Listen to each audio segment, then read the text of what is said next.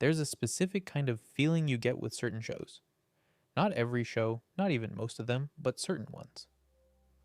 Where you finish an episode and you don't immediately reach for the next one or go check your phone, you just sort of sit there for a minute.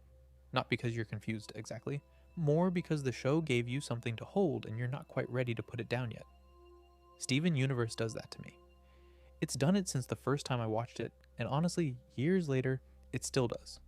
For anyone who hasn't spent much time with it, here's the broad shape of things.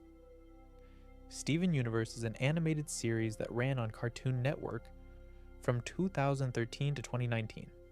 It was created by Rebecca Sugar, who was the first solo female creator in Cartoon Network's history. A fact worth knowing mostly because her fingerprints are all over every frame of the thing. It's her show in a way that not many shows feel like one person's show. The songs, the visual language, the emotional architecture of it, it all coheres in this very particular way. The premise is, on the surface, quite odd. A young half-human, half-alien boy called Steven Universe lives in a house attached to a magical temple on the coast of a small American beach town called Beach City. He's raised by 3 alien beings called the Crystal Gems, Garnet, Amethyst, and Pearl, who are sort of his guardians, sort of his family, and sort of ancient magical warriors who've been protecting Earth for thousands of years. Steven's mother, Rose Quartz, was the leader of the Crystal Gems. She gave up her physical form to bring Steven into the world, which means Steven was born with her gemstone in his stomach. All of her power and none of her memories. And then the show is about him trying to figure out who she was, who he is, and what he's supposed to do with all of it. That's the setup. What the show actually becomes is something harder to describe in a single sentence. It becomes over 5 seasons and a film, and a short follow-up series called Steven Universe Future. One of the most philosophically ambitious things that Cartoon Network has ever aired. It deals with grief, with identity, with the cost of keeping secrets, with what we owe the people we love, with how institutions cause harm even when the individuals inside them mean well. It does all of this through the story of a kid with a magic gem in his belly who can summon a shield and befriended a giant magical lion, which sounds absurd when you write it out, but somehow it works. Rebecca Sugar built the show with layers. Background art contains lore. Song lyrics foreshadow plot points that won't pay off for another 2 seasons.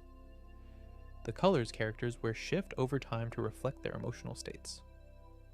Fan communities spent years cataloging details that the show quietly planted and then left alone, sometimes resolving them, eventually, sometimes not. The sometimes not is what we're here for tonight. Because for all the mysteries this show does answer, and it answers quite a lot, including one that I genuinely didn't see coming even on a rewatch, there are others it never quite got to. Some of them feel like intentional silences. Like the show decided the question was more interesting than any answer it could give. Some of them feel like genuine loose threads, things that got cut or deferred and then simply ran out of time. And some of them are the kind of question where you suspect the people making the show didn't fully know the answer either, and that's fine. Because sometimes that's how storytelling works. We've got 9 of them tonight. 9 mysteries that the show either couldn't or wouldn't resolve. Some are small and specific and a bit sad. Some are enormous and cosmic and involve the origin of an entire alien civilization. A few of them are, I think, genuinely some of the most interesting unresolved questions in any animated series I've come across. So, settle in. If you've seen the show, I hope some of this brings back that particular sitting with it feeling. If you haven't, don't worry. Everything you need to know, I'll tell you as we go. Let's start with something that lived in the background of dozens of episodes for years and years, and never once got explained. Right, so. Inside a magical pink lion. And I promise that sentence will make complete sense in a moment. There is a pocket dimension. The lion's name is Lion. He belongs to Steven, or possibly Steven belongs to him. It's a bit unclear. He's pink. He's magical. He can teleport via pink portals shaped like diamonds, and if you walk into his mane, which is enormous and soft and glows white when he uses his powers, you fall into a kind of separate space, a savanna. tall pink grass, a sky that seems permanently afternoon, and a single acacia-like tree at the top of a gentle hill. Rose Quartz's tree, as it turns out, because the pocket dimension was hers. Rose Quartz was Stephen's mother. She was also, as the show eventually reveals in one of its biggest plot twists, Pink Diamond in disguise, but we'll get to all of that in a later section, because it's its own whole thing. For now, Rose was the leader of the Crystal Gems, a rebel faction of alien beings who fought to protect Earth from being colonized by their home civilization. When she eventually became Stephen's mother, she stored her most important possessions inside Lion's dimension for safekeeping, and Stephen spends most of the series slowly discovering what they are. There's a VHS tape she made for Stephen before he was born, a video message telling him she already loves him. There's her sword, an elegant weapon that can disrupt a gem's physical form without damaging the gem itself. There's a battle flag from the rebellion, a bit tattered. A photograph of Rose and Stephen's dad, Greg, looking happy somewhere warm. A massive Mr. Universe t-shirt. And at some point, Bismuth's bubbled gemstone was in there too. Though that gets released accidentally, and Bismuth is a whole other story. And then there's the chest. It's wooden, old looking, worn at the corners. It sits under the tree in Lion's dimension, and it's simply there, in the background from quite early in the series. It doesn't announce itself, it's just sitting in a corner of the frame while Stephen's picking up the other things, unremarked upon. The show does eventually draw attention to it. In the episode Lion 4 alternate ending, Stephen finds a mysterious key and is convinced it must open the chest. This must be his destiny, the thing his mother left him that will explain everything. He climbs into the dimension, walks to the chest, tries the key. The key is the wrong size. It doesn't open anything.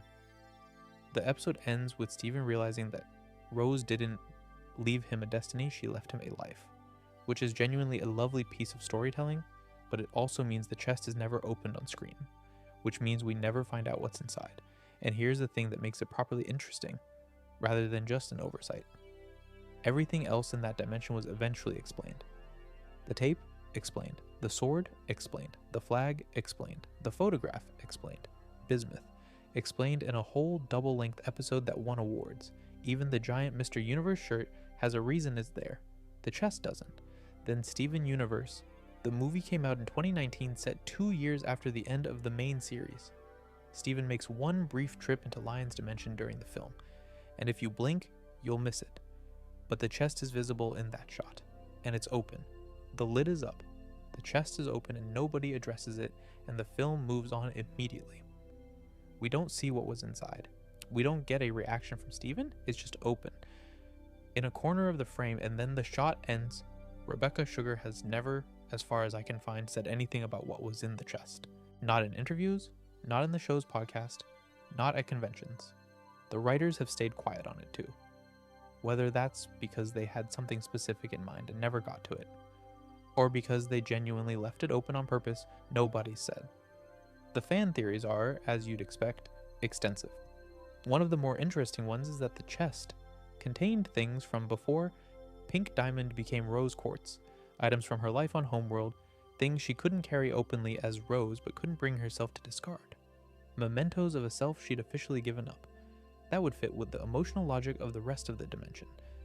Everything in there is something Rose couldn't let go of but also couldn't integrate into her life on Earth. Another theory suggests it held something to do with the other lions.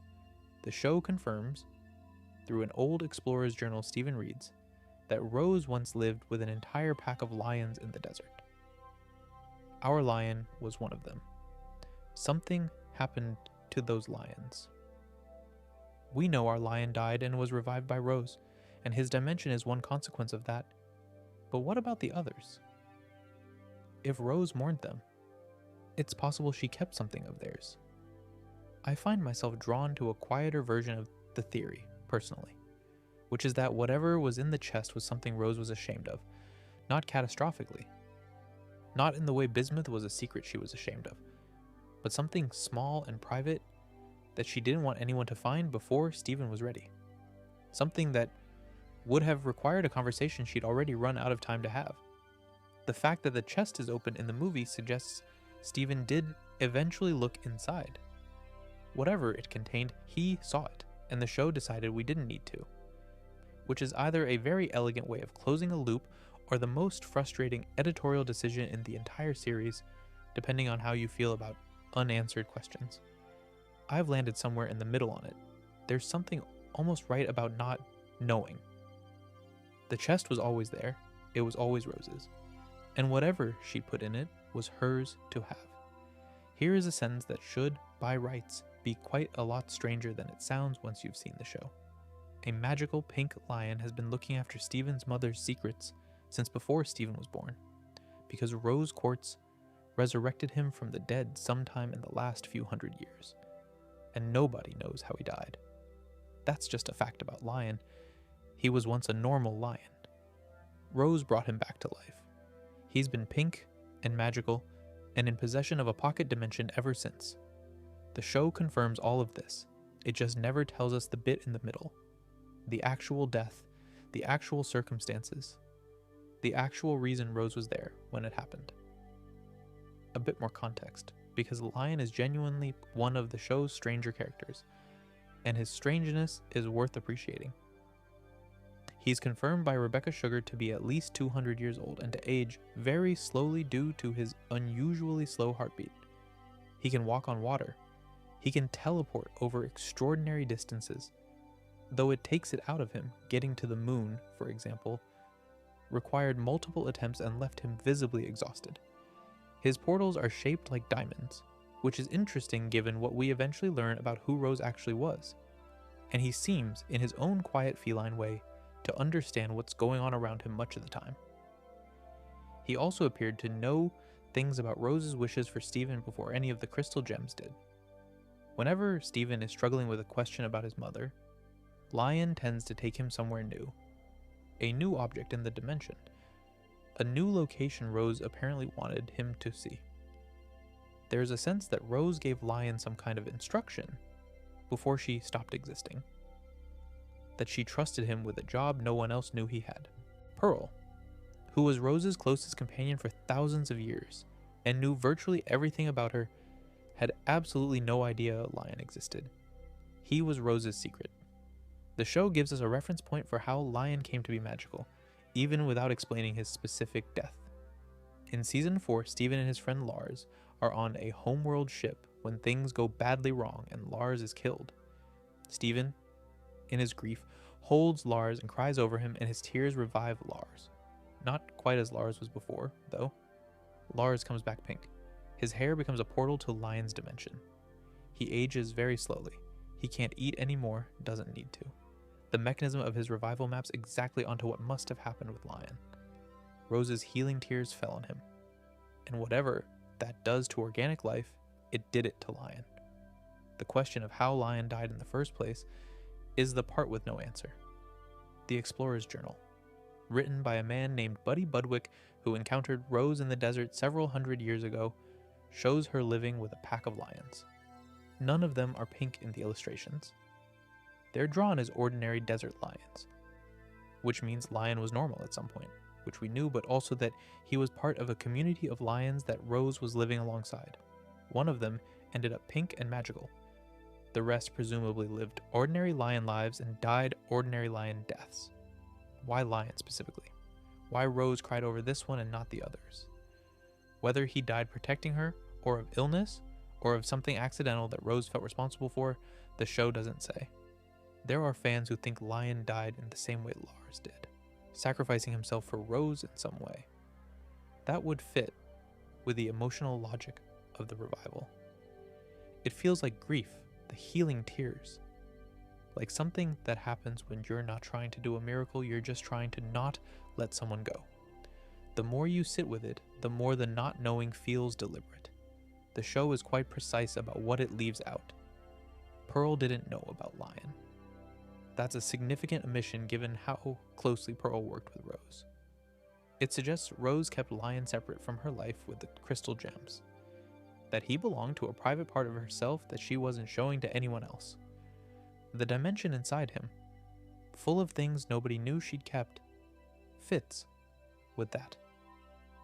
Lion was Rose's quiet place, her secret. And if the circumstances of his death were part of that privacy, something she carried alone, then maybe it makes sense that we never found out. Some things belong to the people who lived them.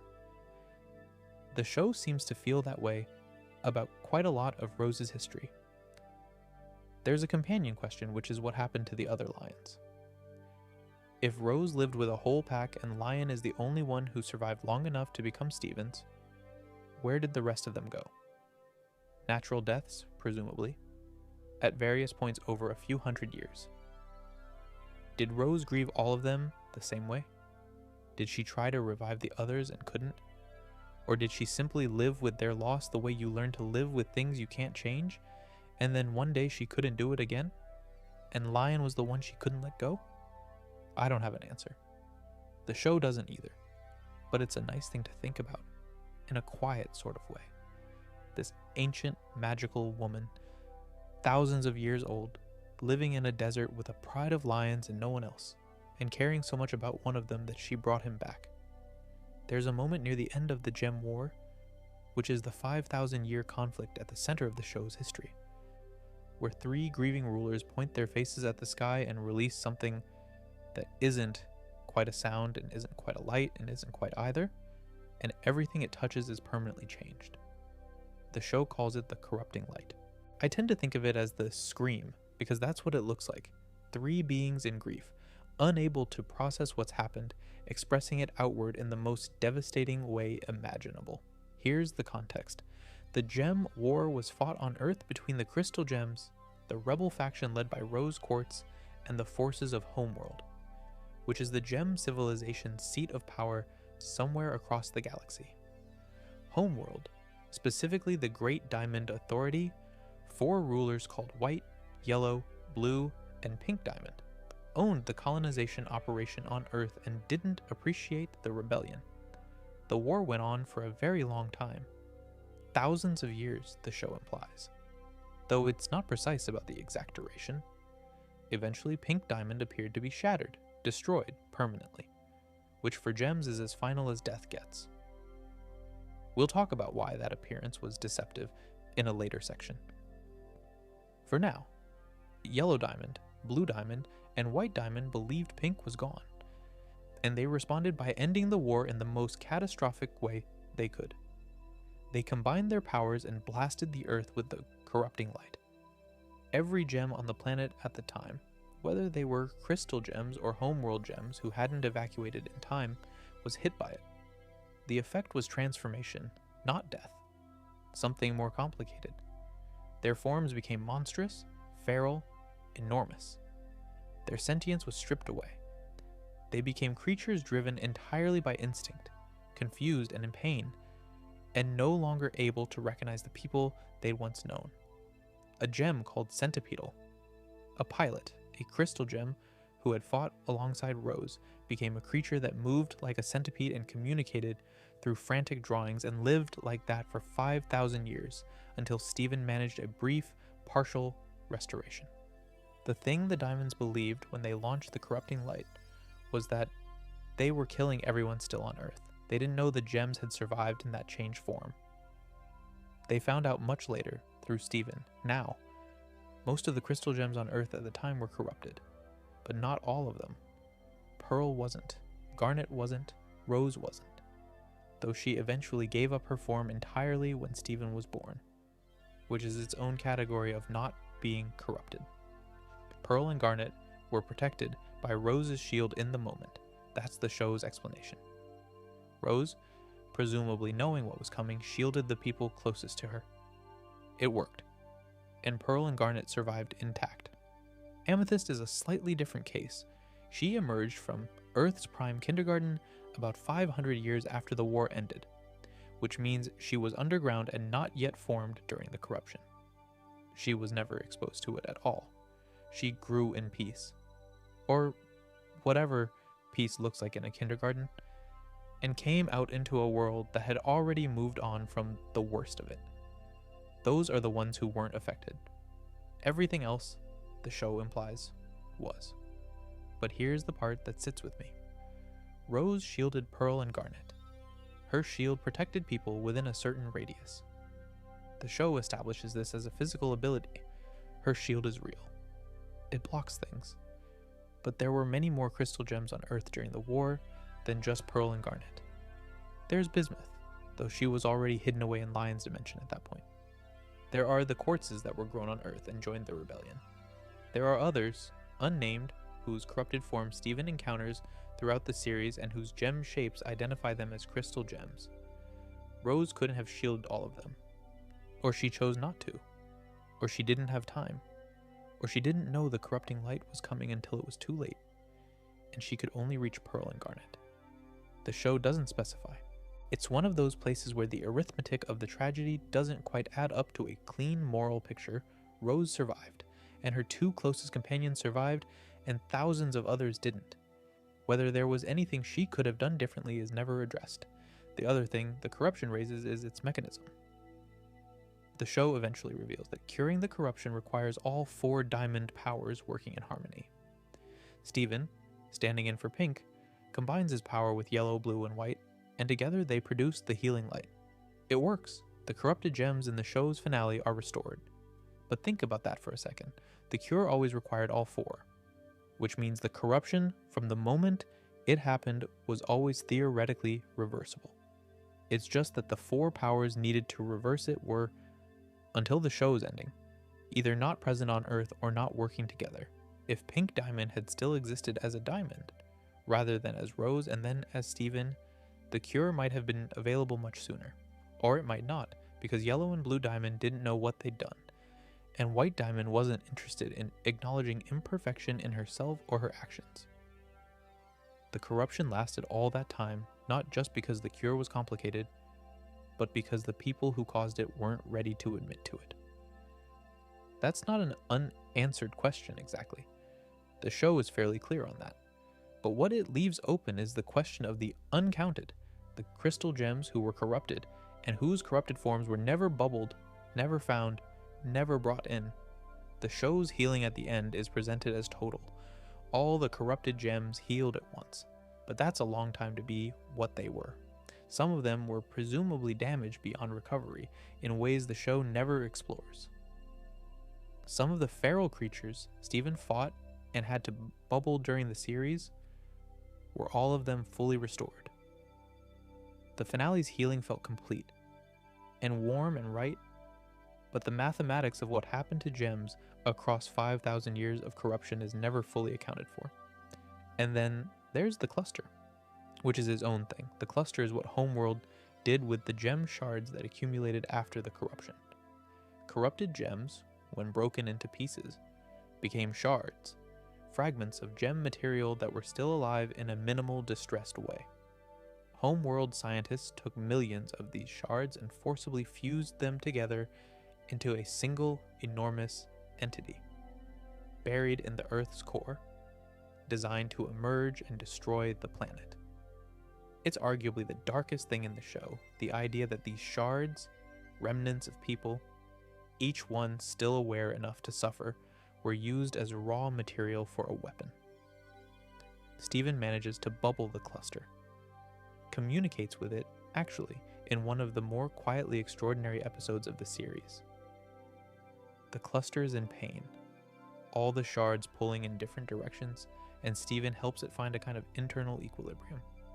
It ends up helping the crystal gems in the final battle. But its ultimate fate is never addressed.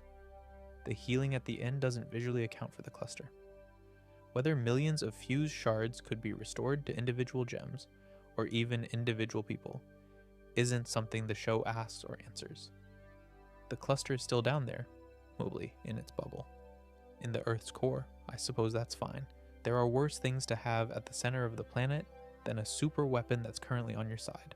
But talking a bit about what the cluster represents in terms of the show's unanswered questions, it stands in for the thing the show can gesture toward but can't quite resolve, which is the full accounting of what the diamond, authorities, reign cost, the final tally. The show gives us an ending that feels earned and good, and I believe in it. But it also knows that some things can't be fully healed on screen. In the time a series has, the cluster is still there, the shards are still fused, and somewhere in the Earth's core, Millions of fragments of people who once had names and purposes and allegiances are together in the dark. The show leaves that alone. I think it's right to. Some of it doesn't have a resolution that would feel honest. This is the section where I'm going to say something controversial, and I want to be clear up front that I love this show, and I'm not trying to relitigate it. But Bismuth was probably right, or at least she was asking the right question, and the show never gave it a proper answer. Let me introduce Bismuth properly, because she deserves it. Bismuth is one of the original crystal gems, one of the first group of rebels to join Rose Quartz's cause in the very early days of the rebellion, thousands of years before the show begins. She's a gem whose function is construction and metalwork, which is the show's way of saying she's enormously strong, brilliant with her hands, and capable of reshaping metal at will. Her arms can become any tool she needs. She's warm, funny, passionate, and has been asleep inside a bubble in Lion's dimension since the war ended by the time Steven accidentally frees her. The episode named after her, Bismuth, the 100th episode of the series, a double-length special that got Uzo Aduba in to voice her, is one of the finest things the show produced. She meets Steven, who is visibly not Rose but who carries Rose's gem, and she processes this information with a kind of careful sadness that says a lot about who she is. She gives the crystal gems weapon upgrades. She teaches Steven that he doesn't have to be his mother. She talks about the rebellion with the kind of fire and belief that reminds you what the war was actually for. And then she shows Steven her masterpiece, the breaking point, a device that can shatter any gem in a single strike, including a diamond. Her argument for it is, when you sit with it, fairly sound. Gems can be destabilized by other gems, forced back into their gemstone, essentially knocked unconscious and sent to regenerate. But they always come back. The crystal gems could win individual battles but couldn't win the war, because they couldn't permanently end the threat posed by any specific homeworld gem. Rose's philosophy was non-lethal. Poof them, never shatter them. Bismuth looked at that philosophy and said, "We are fighting people who will shatter us without hesitation." There is an asymmetry here, and the people who run this empire, the diamonds specifically, cannot be poofed. They're too powerful. The breaking point would change that. Rose said no. Rose said it wasn't right to shatter a gem, any gem, regardless of what they'd done. Rose said they had to be better than Homeworld. And when Bismuth pushed back, they fought. And Rose poofed her, and sealed her in a bubble and hid her in Lion's dimension and told everyone she'd gone missing in battle for millennia. Now, the show is, I think, trying to present Rose's position as the morally correct one, or at least the morally defensible one, and there's something to it. The idea that you don't end someone's existence even when they're your enemy, that's not nothing. It's a real ethical position. But here's the bit the show can't quite get around. Rose, as Pink Diamond, used Pearl to stage her own fake shattering. Pearl shape-shifted into Rose's form, held up a fake diamond shard, and played the role of assassin in front of Homeworld forces. It worked. The diamonds believed Pink was dead and evacuated. But it required Pearl to carry the weight of that secret, under a direct command from Pink that Pearl couldn't speak around even when speaking might have helped enormously. Pearl spent thousands of years unable to tell the truth.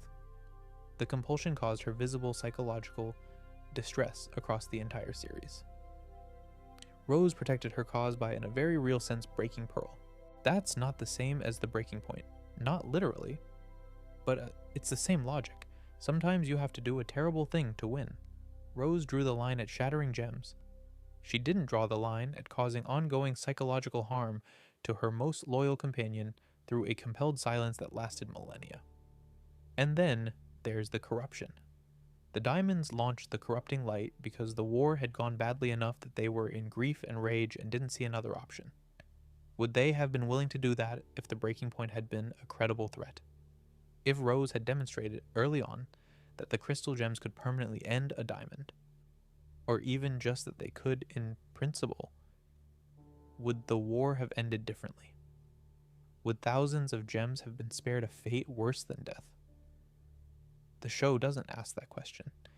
It can't really, without undermining its own ending, which is built around redemption and reconciliation, and the idea that talking to people and making them feel seen is the most powerful force in the universe. And I believe that ending. It earns it in the way the show builds to Steven and White Diamond in that final confrontation. I'm not saying it's wrong. I'm saying Bismuth was the character who stood up and said, "This is a real war with real costs, and the people running the other side will not stop unless stopped," and she got sealed away for millennia for it. And then when she came back, the question she raised got quietly set aside in favor of the larger emotional resolution of the series. She rejoins the crystal gems. She's there at the end in the healing. She and Pearl hug. It's genuinely lovely. But nobody says, "Actually, about that thing you said." Nobody acknowledged that the war went the way it went, partly because Rose's non-lethal philosophy had costs that fell on other people. Bismuth's position isn't vindicated. It's also not really refuted. It's just moved past. There's a small pointed moment in season 5 where Bismuth learns that Rose was Pink Diamond, that the crystal gem leader she had been following was actually the diamond who'd given them Earth as a colony in the first place. Bismuth's reaction is complicated. She makes a dark joke about it. She says something like, she made a weapon to destroy the leader of the crystal gems, and it turns out she almost gave Rose the idea to fake her own death. There's a kind of exhausted irony in it. All that passion, all those years of fighting, and the person leading the rebellion was the system they were rebelling against, just in a different outfit. The breaking point is gone. Steven threw it into lava rather than use it. But the question it represents about what it costs to fight a just cause without certain weapons is one the show raised and then chose to leave lying there, which is honestly probably the most interesting thing it could have done with it. Picture this. Someone you love tells you to wait for them in a particular spot. They tell you to stay put. It'll be fun. They'll be right back. And you wait. And you wait. And the seasons change, and the garden around you grows wild and overgrown, and decades pass, and then centuries, and the person who told you to wait never comes back, not because anything happened to them, just because they forgot. That's Spinel. And it's one of the most quietly devastating things the show ever did. Spinel appears in Steven Universe, the movie, which came out in 2019 and is set 2 years after the main series ends. She arrives at Earth with a world-ending biological injector. Her personality split between manic energy and profound grief, and a fighting style that looks like rubber hose cartoon animation from the 1930s, all stretchy limbs and exaggerated slapstick. She's extraordinary to watch. She's also a complete wreck. Her backstory gets revealed across the course of the film. She was created specifically to be Pink Diamond's companion. Not a soldier, not a servant in the traditional gem hierarchy sense, she was made to be a friend.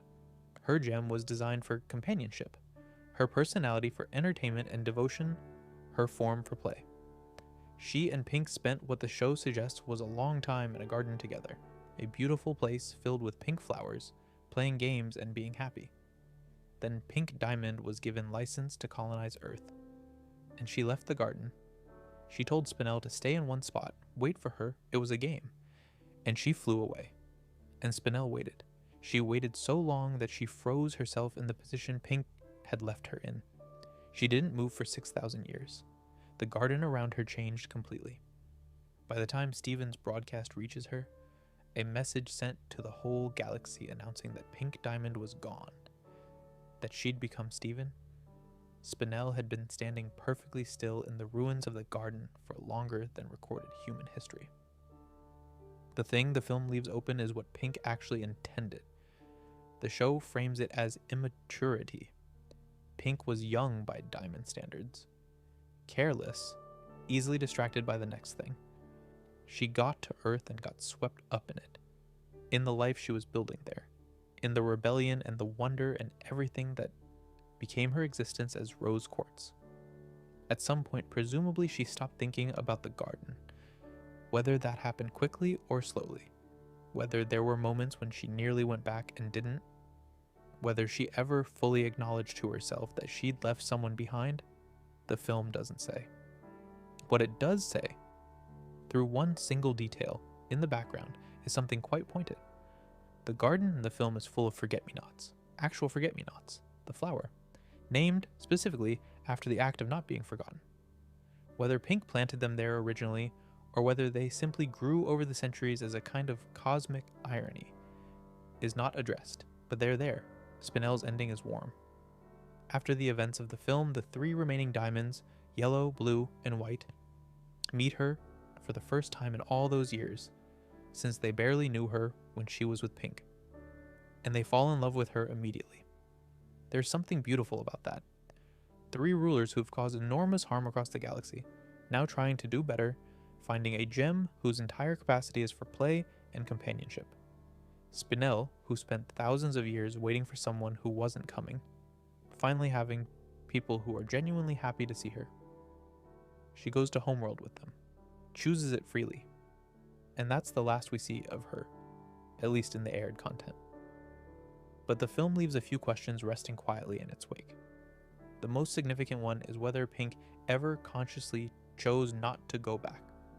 There's a version of this story where Pink left Spinell behind on purpose, not cruelly, not maliciously, but because she was growing into someone who wanted to be free of the expectations of Diamond Society, and Spinell represented that old life, the companion created for her, by the same authority that gave her everything else.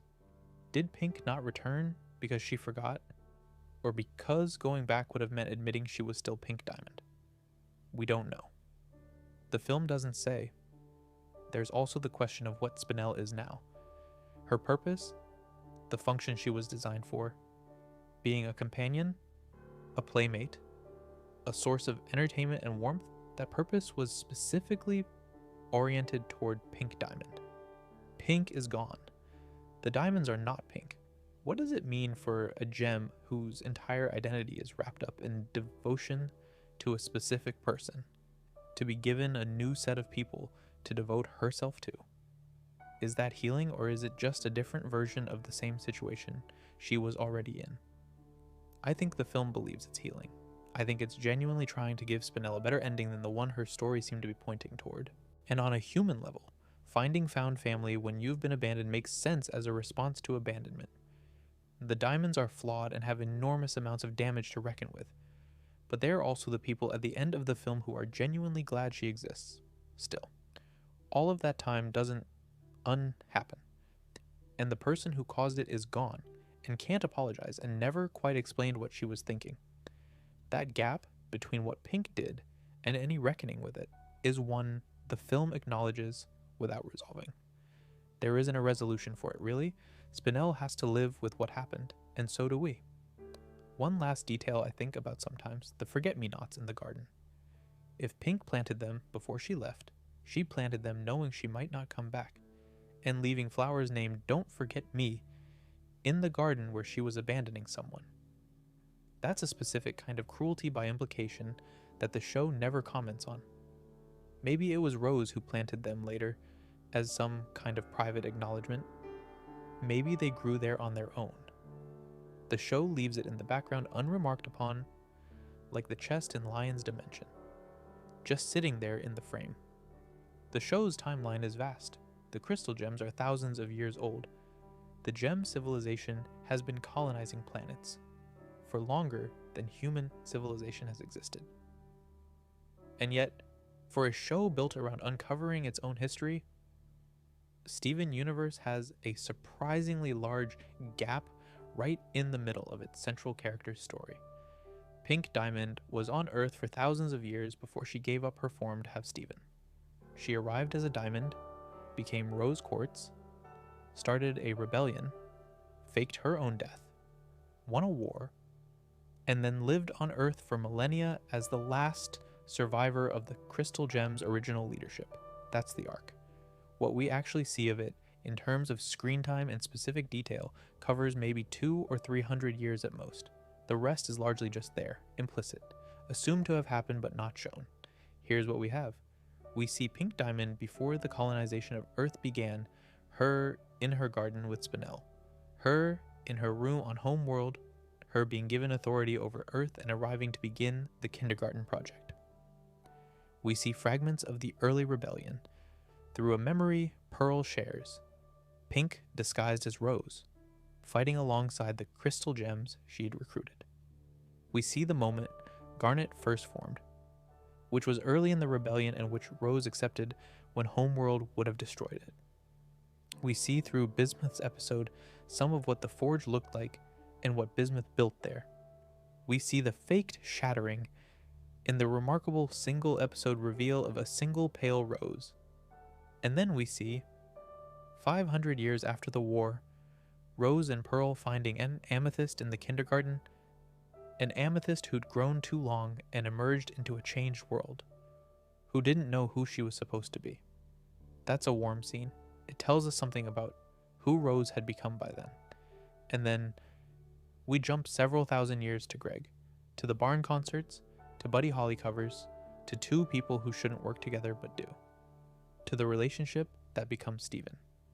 That middle gap, the thousands of years of life on Earth after the war, is almost entirely absent from the show. Pearl and Rose, alone on Earth after the corruption, catching and bubbling corrupted gems as best they could.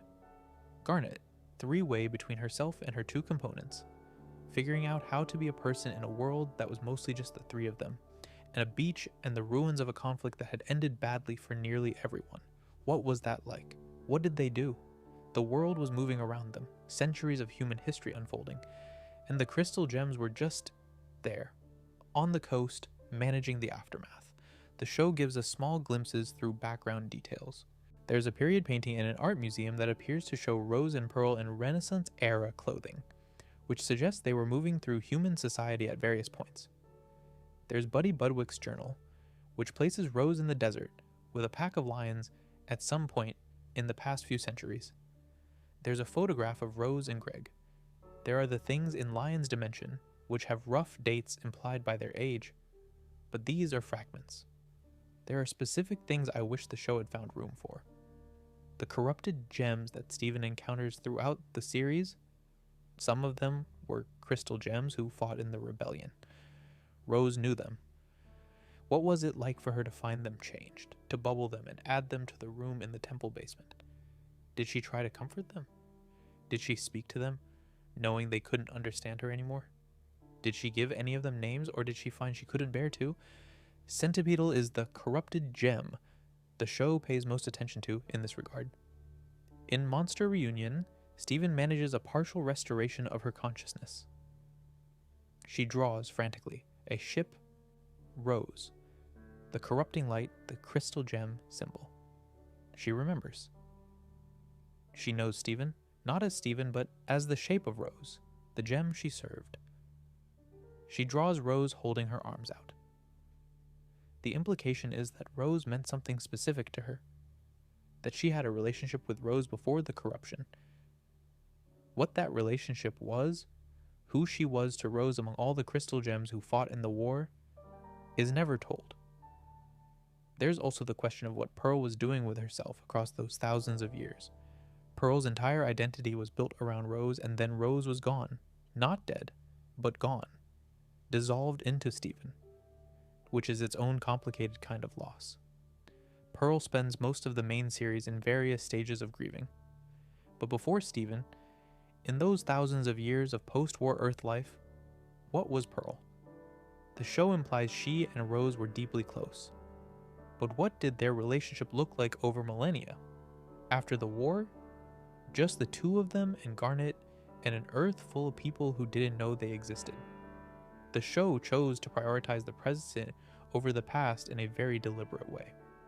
Rebecca Sugar has said that the Crystal Gems past was always intended to be viewed through the perspective of the present, that learning it through Steven's eyes was part of the emotional architecture. And that's a valid choice. It's probably the right one for the kind of show Steven Universe is. But it means that all of those years of lived experience exist as a haze at the edge of the frame, and we're seeing very little of it. There's something appropriate about that, actually. Pearl can't tell Steven everything, because she was compelled not to tell him the most important things. Garnet tends toward the present.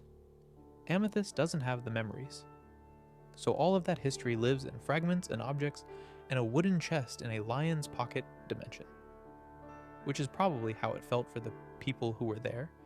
More weight than you can carry, most of it stored somewhere out of the way, brought out piece by piece when the time seems right. The gem civilization is built around the principle that every gem has a purpose. You are grown for a function. Your function determines your place in the hierarchy. And that's it. There's no appealing it, no switching tracks, no self-determination. Which is bleak when you sit with it, honestly. Rubies are soldiers, pearls are attendants, peridots are technicians, sapphires have future vision and serve as advisors. The whole system runs on this and is done for longer than the show can properly account for. And at the top of all of it are the diamonds. The show tells us at various points and in various ways how ordinary gems are made. Kindergartens are carved into planets, injectors extract nutrients from the planet's crust, gems grow inside the rock and emerge when they're ready. Their type, their appearance, their personality, all of it determined at formation.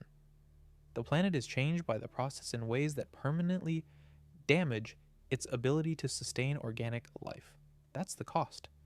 New gems for a civilization that spans thousands of worlds at the price of the worlds themselves. That's the system. It's been the system for a very long time. Longer than the show can quite account for. And here's the thing. The diamonds are never explained within that system. No kindergarten where they grew. No planet they were taken from. No point of origin at all. They're simply there at the top, and they've always been there, and the show never asks how they got there. White Diamond, in particular, is the most genuinely mysterious character in the entire series. She barely appears until the season 5 finale. For most of the show's run, she's more of an absence than a presence. Referenced by other gems with a reverence that borders on terror, shown only in murals, in rumors, in the way Yellow and Blue Diamond talk about the structure of Homeworld's authority. When she does appear, she's visually striking in a way that's different from every other gem, entirely monochrome, drawn in a slightly different style with a face that's more realistic and expressive than gem faces tend to be. She's also the most powerful gem in the show by a significant margin. She can project her consciousness into other gems and control them entirely. She did this to Pink Diamond's original pearl, causing the psychological damage that resulted in the cracked gem Pink Pearl carries throughout her arc. She does it to Yellow and Blue Diamond during the season 5 finale when they try to stand up to her. She nearly does it to Steven. And where she came from, the show never says. There's a moment in Change Your Mind during the confrontation, where White says of Pink, "She is a part of me, a part I always have to repress." It's said with intensity. It could mean almost anything. The most literal reading that White Diamond somehow created Pink Diamond from herself is supported, arguably, by the visual language of the show. White light contains all colors of the visible spectrum. The other diamonds are each one color.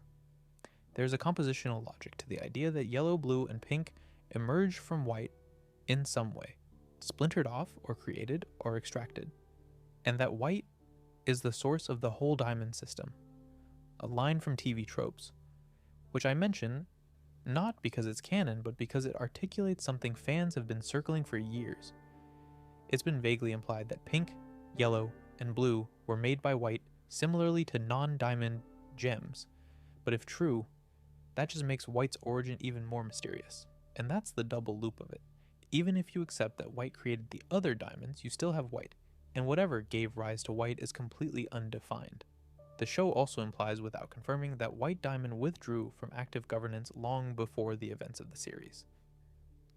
Yellow and Blue run the day-to-day operations of the Homeworld Empire. White is elsewhere. In her ship, mostly. Gems speak of her rarely and always with a kind of awe that suggests she's not someone they interact with directly. She hasn't left Homeworld in what seems like a very long time. Why? What happened that made her retreat? The show frames her as having built a pathology of perfection. She believes herself flawless, cannot tolerate the idea of imperfection in herself or others, controls everything she can control. But where did that come from? What made the most powerful being in the gem civilization afraid of being wrong? The show's answer is sort of, that's just how she is. And then it moves on to the question of whether she can change. And she does change in the course of the series. By future, she's doing something almost therapeutic with her powers, allowing other gems to inhabit her body voluntarily to help them find themselves. That's a remarkable transformation. But it doesn't come with a backstory. We don't know what she was before she became the figure the show introduces us to. Yellow and Blue Diamond get more history than White. Yellow's purpose is conquest. She's the military arm of the Authority, the one who takes planets and manages gems who aren't compliant. Blue's domain is something more like culture and grief. She maintains a human zoo on the moon. She mourns Pink with an intensity that bleeds literally into the emotions of everyone around her. Both of them are fleshed out through their relationships, their choices, their conversations with Steven. White is fleshed out almost entirely through her power and her eventual humility. There's something that might be deliberate in that. White Diamond as the source of everything, the prism from which the others derive. She might have been intentionally kept mysterious, because a mystery at the center of the system is more interesting than an explanation. Some authority doesn't have a beginning. Some things don't have a kindergarten you can point to. They simply are. And the question of how they came to be is one the universe isn't offering an answer for. That is, I think, philosophically coherent, and it doesn't make the not knowing less interesting. Now, let's talk about the other thing the show leaves undefined about the diamond system, which is what exactly the system was for before it became what it is. Homeworld colonizes planets. It extracts gem material. It grows new gems on the colonized worlds and then moves on, leaving planets drained and depleted. The scale of this, thousands of planets across the galaxy, over thousands of years, implies an enormous population of gems and an enormous empire. But what is the empire for? What does it want to achieve? Expansion for its own sake? Some original goal that's been forgotten or warped over time? White Diamond's vision of a perfect gem society spreading across the universe. Perfect toward what end? The show doesn't have an answer for that either. Which is actually quite true to how systems of power tend to work. Most empires, if you ask them what they're ultimately for, give you some version of because that's what we do. The gem civilization expanded because that was the function of the gem civilization, and the function was built into it from the beginning by whoever built the system in the first place. Whether anyone knew what the point of it was, or whether the point had been lost somewhere along the way. That's a question the show raises and then allows to remain suspended in the air. Right. So, half human, half gem, only one of his kind, bearer of a magical stone that was once the heart of an alien ruler. That's Steven. The show is named after him. He's been the protagonist since the first episode, and across the whole run of it, the show never fully explains what he is, not for lack of trying.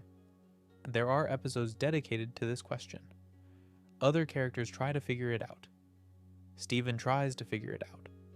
What exactly happens when a gem gives up her form to birth a half-human child? What does Steven inherit, and what doesn't come through? What happens to him as he grows? Where does it end? The basic facts are these. Steven was born to Greg Universe, a human man who plays music and drives a van, and Rose Quartz, who was secretly Pink Diamond, an alien ruler who'd been living on Earth in disguise for thousands of years. Rose gave up her physical form, dissolved into light, and became part of the new life she was creating, and left behind her gemstone, which is now embedded in Steven's stomach. He has her gem. He has her power. He also has Greg's biology, which means he ages, eats, gets tired, gets sick, and experiences the full range of human emotion with the full intensity of human biochemistry underneath it. The abilities he has are, as the show unfolds, considerable. He can summon Rose's shield, a large pink disc of energy, her primary weapon in the rebellion. He can produce healing tears that restore gems to their natural forms, and that famously brought Lars back from death with all the consequences we talked about earlier with Lion. He can create protective bubbles of pink energy. He can grow plant life from his saliva, which is one of those abilities the show mentions and then basically forgets. He can fuse with humans, which shouldn't be possible for a gem at all. He can project his consciousness into dreams. He can communicate mentally with gems, and as we established, with the cluster. He can, in his most extreme moments, destabilize the physical forms of other gems just by touching them. That last one is new, and it's the part Steven Universe Future centers on. In Future, which is the short follow-up series set after the movie, Steven begins manifesting an unstable pink power that he can't control. When his emotions spike, particularly his grief and his suppressed anger, his gem glows, his skin flushes pink, and his body becomes something different. He grows larger. His touch destabilizes gems. He generates heat and energy that he can't direct and can't stop. The show frames this as the consequence of years of unprocessed trauma. And it absolutely is that. But it's also something else. The power that surfaces in those moments is Pink Diamond's power. Not Steven's power acting up, specifically Pink's. The same cosmic force that once corrupted an entire planet's worth of gems. The diamond strength that was used in the healing at the end of the main series, that's what comes through when Steven loses control. He's carrying something in his gem that he didn't fully inherit the instruction manual for. There's a conversation in the series about whether Steven is his own person or a continuation of Pink Diamond. White Diamond, when she meets him, insists he's pink, insists she can see it, insists the Steven part is a layer of denial over the diamond underneath. Steven insists he's himself. The show validates Steven's position. He's his own person, his identity is real, he's not a reincarnation or a vessel. And I think the show is right to validate that. The alternative is a narrative that essentially says no individual is their own person, that we're all just continuations of what came before us, and that's not what Steven Universe is going for. But a future complicates the clean separation. If the power that surfaces under extreme emotional distress is specifically Pink's power, in Pink's form, doing things that Pink's power does, what does that mean for the line between Steven and Pink? The show resolves it by having Steven be loved into stillness by the people around him, and then getting therapy, and then leaving Beach City in a van to start his own life, which is the correct resolution. It's genuinely the right ending for the character. It just doesn't answer the mechanism. It doesn't say what Steven is, physiologically or metaphysically. It doesn't say whether he'll continue to age at a human rate until he dies of old age, or whether the gem in his stomach will eventually slow that. It doesn't say what Rose's consciousness, which the show implies is somewhere inside him, part of him, actually means in practice. Is Rose in there, experiencing things through Steven? Is she just information? Is she anything at all, or did she truly dissolve completely? There's a scene in an early episode where Steven is given a message Rose left for him, and she says, "I already love you." She made the tape before he was born. She had a sense of what he would be, or what she wanted him to be, but no knowledge of who he would actually become. She tells him she has given up being a person so that he can be his own. What she doesn't say, what she couldn't have said, because she didn't know, is what being his own person would actually require. The fights he'd have to fight that she started. The guilt he'd carry for things he didn't do. The way her secrets would keep surfacing in his life years after she was gone. The show is honest about the fact that Rose's choice was both an act of love and an act of something like abdication. She gave Steven her power and her gem and her legacy, and then she was gone. And he had to figure out what to do with all of it without her. What she actually is to him now, what it means that she's part of him, in whatever sense the show intends, remains one of those things the show gestures toward without defining. And maybe that's intentional.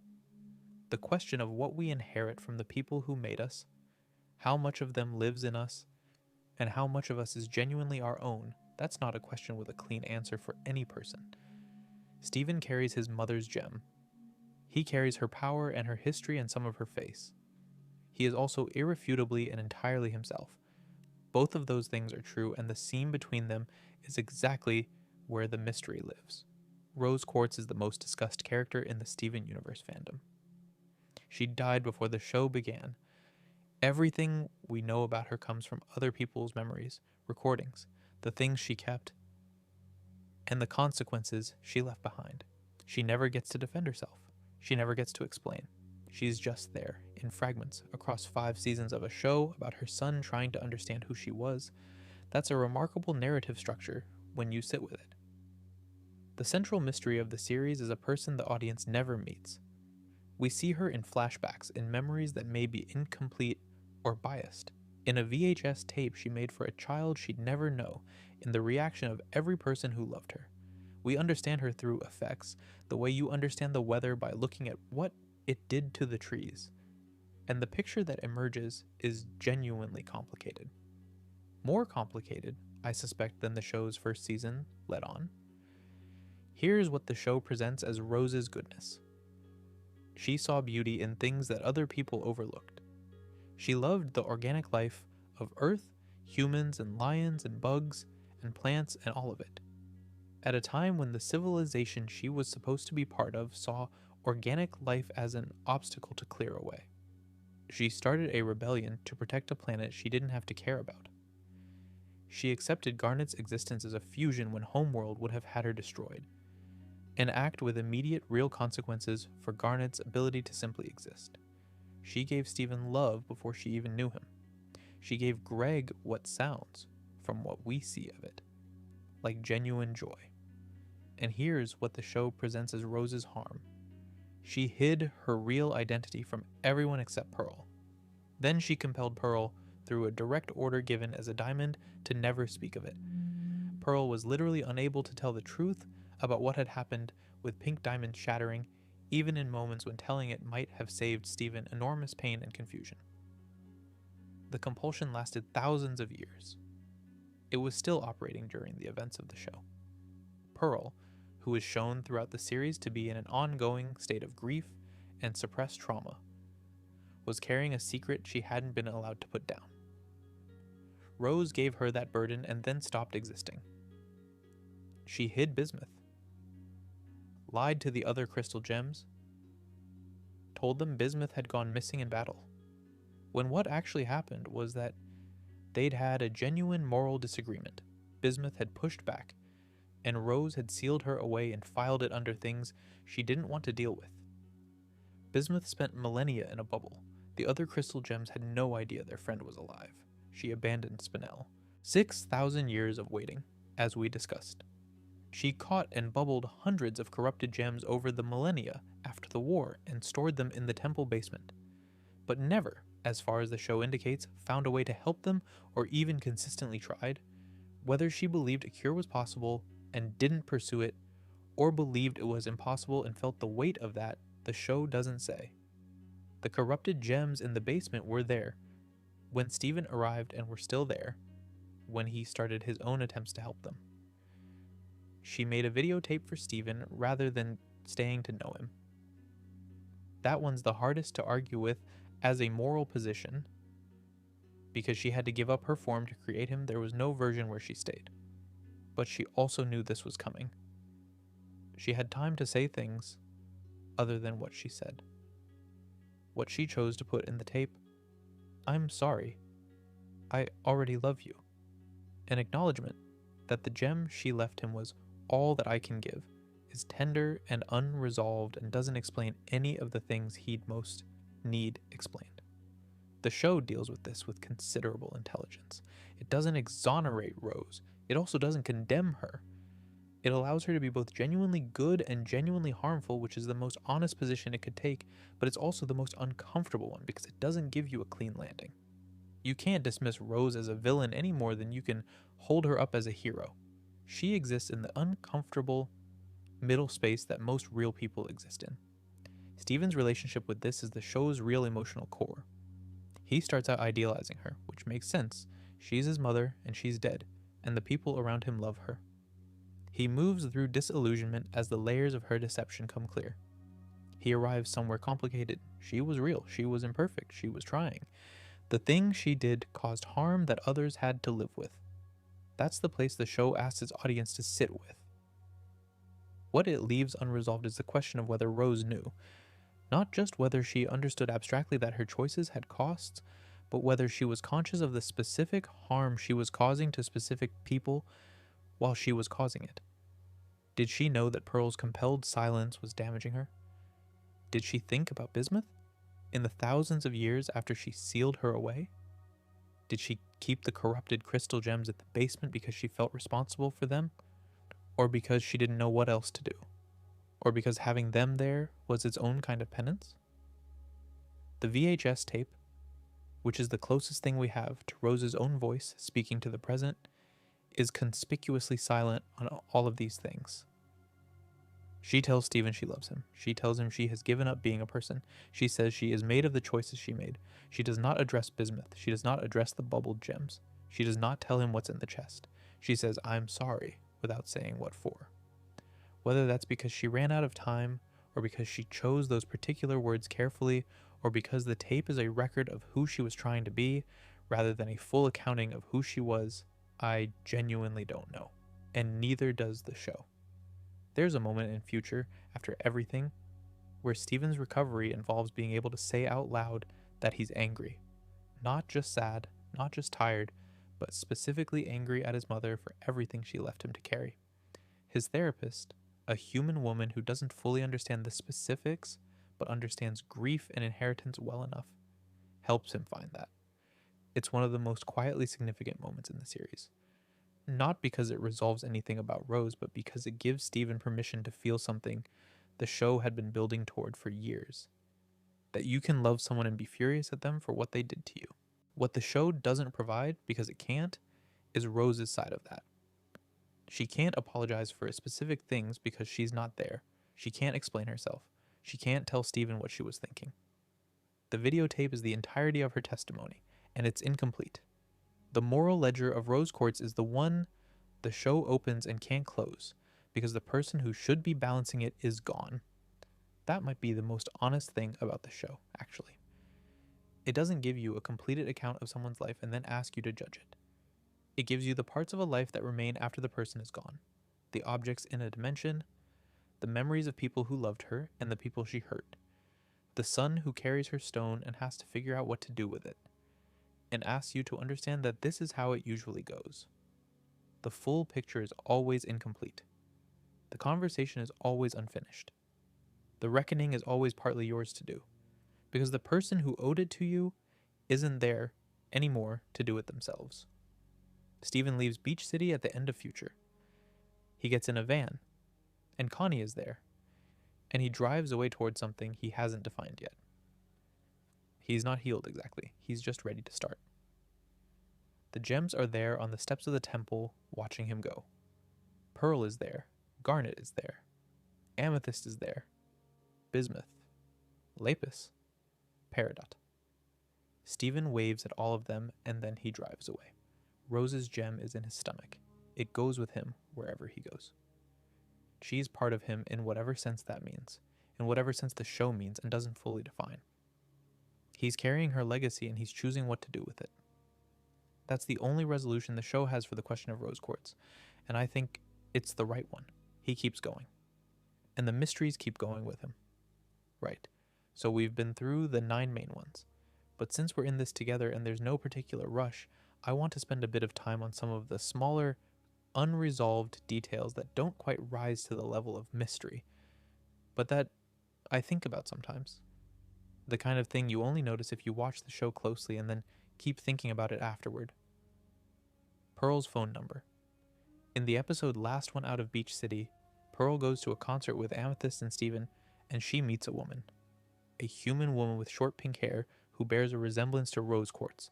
Not striking, not a double, just something in the posture and the coloring that catches Pearl's eye. The woman gives Pearl her number. Pearl, who has spent thousands of years devoted to a person who is gone, takes the number. Gets herself a mobile phone specifically to be able to call it. And then she doesn't call. Or rather, the show never shows us whether she calls. It's never addressed again. Whether Pearl reached out to this woman, whether anything came of it, whether she just stood there looking at the number saved in her new phone and couldn't make herself do anything with it. The show left it completely open. It was setting up something for Pearl's arc, and then the series ended before it could get there. I find that one genuinely bittersweet. Pearl spending thousands of years grieving one person, finally meeting someone who makes her stop, taking the number, and then the show just not having time to follow it through. Pearl deserved a continuation on that.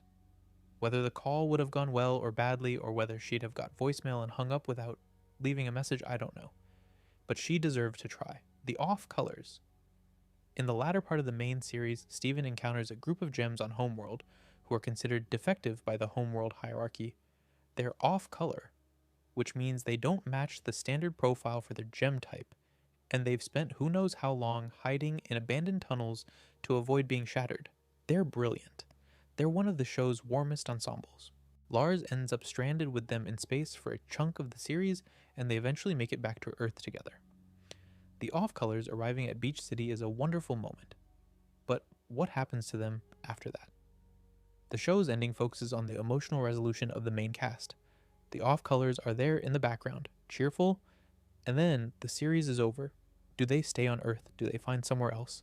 Are they integrated into the new gem society that the ending implies is changing? Fluorite, who is a slow-moving fusion of 6 gems who speaks in long, gentle sentences, seemed to want to stay fused indefinitely. Was that possible in a post-war homeworld? Or did the old pressures reassert themselves? Rhodonite, who was a fusion of a ruby and a pearl that shouldn't exist by homeworld standards, had the same question about her own existence. These aren't tragic oversights, exactly. The show ends and not everything can be followed to its conclusion. But the off-colors represent something specific. The question of what happens to people who were built outside the system when the system starts to change. They deserve a footnote at minimum. And there's the human zoo. Blue Diamond, in her grief over Pink Diamond's loss, built a human zoo on one of Homeworld's moons.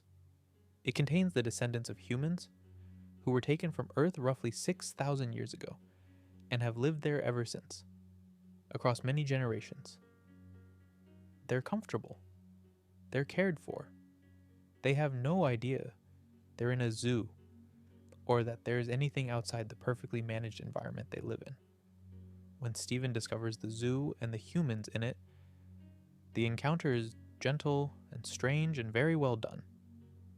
He meets Greg there, briefly. He meets a human man called Zach, or Bing, or one of several other names. They're all given new names when they arrive, which adds another layer to the wrongness of the whole situation. The zoo humans are eventually given a choice about whether to stay or to go. Some of them choose to leave, presumably to come to Earth. Some of them presumably don't. The show moves on. The question of what happened to the humans who chose to leave, whether they came to Earth, how they adapted, what it's like to be a human from a moon zoo, learning about a planet your ancestors were taken from so long ago, that's one of those threads that could sustain its own whole series and is instead left entirely to the imagination. I don't think the show could have addressed all of this. There's only so much a series can hold. What I do think is that the resolution of the Diamond Authority's rule, as the show presents it, is an ending that's warm and feels earned, and is also, if you look at it from certain angles, incomplete in ways the show acknowledges by not looking too directly at them. The cluster's still in the Earth. The zoo exists. The off-colors landed somewhere. Pearl's phone has a number in it that may or may not ever have been called. These aren't failures of the show. They're the texture of a fictional world that was built large enough to contain things the story doesn't have time to visit. Every world that feels real has that quality, the sense that things are happening off the edge of the frame, that the map extends beyond the borders of the story, that the characters have futures the show won't be showing you. Steven Universe built itself large enough that the off-screen parts feel genuinely inhabited. And there's Lars himself, as a coda to the off-colors question. Lars Barriga, the Big Donut employee who Steven had a complicated friendship with for years, who died in space and came back pink and magical and fundamentally different from who he was before, ended up leading the off-colors in their journey home. He found a kind of purpose and confidence in space that he'd never managed on Earth. When he finally gets home, there's a moment with Lion that the show plays very quietly. Two beings who were both revived by the same power, now acknowledging each other. And then the series ends and Lars is back in Beach City running the Big Donut, but changed. What does Lars do next? He's still pink. He presumably still doesn't age normally or ages very slowly. He can't eat, presumably. His hair is still a portal. He's back at the Big Donut, but he is not the person who left for space. The show handled his return home with care, but then moved on. What Lars does with a lifespan that might stretch into centuries in a small coastal town next to a magical alien temple is left entirely open. Padparacha is another off-color I think about. She's a sapphire. Sapphires can see the future. But her future vision is delayed. She sees things just after they've already happened. She announces events seconds after everyone has already witnessed them, with great enthusiasm and complete sincerity. She's one of the show's funniest characters and also, if you think about it, a fairly poignant one. She lives permanently in a slightly out-of-sync relationship with the present moment, forever announcing what just was rather than what's coming. The other off-colors love her without qualification. They don't treat her delayed vision as a defect, just as the particular shape of who she is. Whether Padparacha's delayed future vision is something that could be addressed, or something she's simply lived with her whole existence, the show doesn't say. And it doesn't matter, really, in terms of the story. But I find myself wondering whether she finds it useful in ways that aren't immediately obvious. Whether seeing things that just happened reliably and accurately has its own value that's separate from the conventional usefulness of precognition. The show never goes there. It just gives her to us, fully formed, loved, announcing things that just occurred. Which is, I think, the most honest thing to do with her. Some people simply are the way they are, and the right response is to love them without needing to explain it. Which is actually a pretty good summary of what Steven Universe thinks about people in general. Which is actually a pretty good note on which to start coming down toward the end of this. One thing I want to mention before we close, because it's relevant to the question of the show's mysteries, is the music. Rebecca Sugar started her career at Cartoon Network writing songs for Adventure Time, the show that preceded Steven Universe in the network's lineup, and which overlapped with it in its early years. She brought that sensibility to Steven Universe and built something unusual.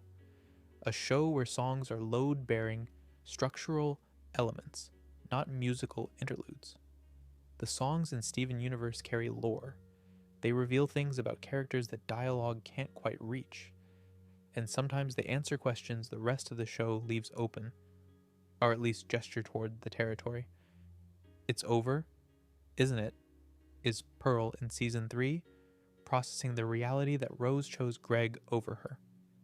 It's one of the finest pieces of writing in the show, and it's also a piece of information about the nature of Pearl's relationship with Rose, about the specific texture of that loss, about what Pearl was actually grieving all those years.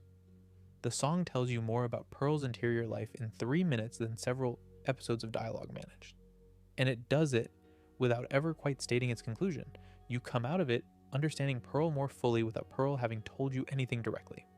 Here Comes a Thought, sung by Garnet, with Steven and Connie, is a meditation on anxiety and the way intrusive thoughts spiral. It's also, if you pay attention, a piece of characterization for Sapphire, who has future vision and whose struggle with that gift is part of what Garnet is continuously integrating. The song is gentle, and it's about feelings. And it's also quietly about what it means to live in a body that perceives time differently from everyone around you. Escapism, which Steven sings alone while projecting his consciousness into a watermelon Steven in a distant ocean, is about exactly what it says it's about. It's also one of the loneliest pieces of music in the show, and it functions as a kind of mood map for where Steven is emotionally in that moment, far from everyone, doing something nobody else can do, not entirely sure he knows the way home. Change Your Mind, the song that ends the main season 5 run, is both a direct address from Steven to White Diamond and a kind of thesis statement for what the show believes. You don't have to be what they made you to be. You're allowed to be someone different.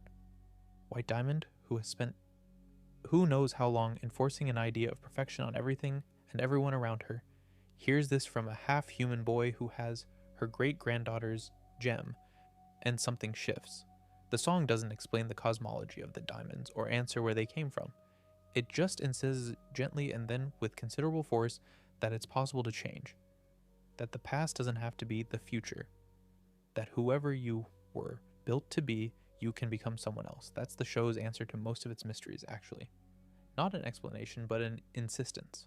Not, here is why things are the way they are, but here is why it doesn't have to stay that way. The songs are the clearest version of this. They don't resolve anything, but they live inside the unresolved space and make it feel like a place worth inhabiting. They're what Rose Quartz left behind that she didn't mean to leave. The emotional residue of everything that happened. Made audible by the people it affected. Pearl's grief, Garnet's integration, Steven's loneliness and his hope. All of it, sitting in the music, unresolved, waiting to be heard. If you've never gone back and listened to the songs outside the context of the episodes, by the way, I genuinely recommend it. They hold up very well as standalone pieces. Ivy and Surashu, the composers responsible for the instrumental score, gave the show a musical identity that's quite distinct from anything else on children's television. Soft, slightly melancholy, occasionally startlingly beautiful. The kind of music that doesn't draw attention to itself when you're watching, but that you realize, later, has been in your head all along. The reason I mention this in the context of mysteries is that the songs occasionally fill in spaces the show doesn't have time to fill in other ways. They don't resolve the unanswered questions, but they live inside them. They take the emotional territory the mysteries open up, and they inhabit it. If you've ever wondered what that kind of silence feels like, of grief, of waiting, of secrets kept, it's over, isn't it? Is closer to an answer than anything the show says out loud. What's the use of feeling, Blue, is worth mentioning here, because it's connected to one of the mysteries we discussed earlier. The question of what the Diamond Authority actually was before it became what it was when we met it. The song is Yellow Diamond, in the human zoo trying to convince Blue Diamond to stop mourning pink and get back to the business of running an empire. Yellow is practical, efficient, impatient, with grief. But even as she's telling Blue that feeling is useless, the song itself is full of feeling. Yellow is grieving pink too. She's just expressing it by working harder and demanding that Blue work harder too. The irony is explicit. The song shows us, in 3 minutes, that Yellow Diamond's seemingly cold exterior is a management strategy, not an absence of emotion. What it doesn't show us is where that came from, why Yellow Diamond relates to grief the way she does, whether her efficiency and impatience with emotion is something she developed or something she was built with. We understand Yellow Diamond's emotional logic by the end of the show. We don't fully understand its origins.